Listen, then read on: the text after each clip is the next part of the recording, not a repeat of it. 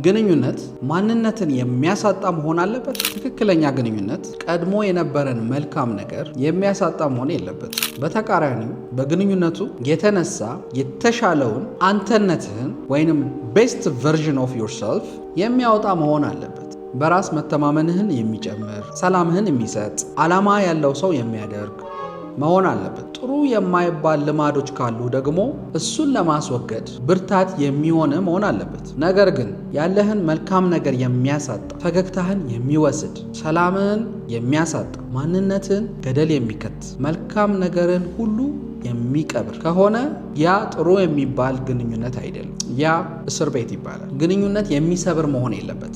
አንገት የሚያስደፋ መሆን የለበት። እግዚአብሔር ያለህን አይነት ሰው እንድትሆን የሚያበረታ መሆን አለበት። አሁን ያለህበት ግንኙነት እንደዚህ አይነት ካልሆነ ቆም ብላስ ችግሩን ላይ እርምት ውሰድ። ለማስተካከል ጊዜው ያልረፈደ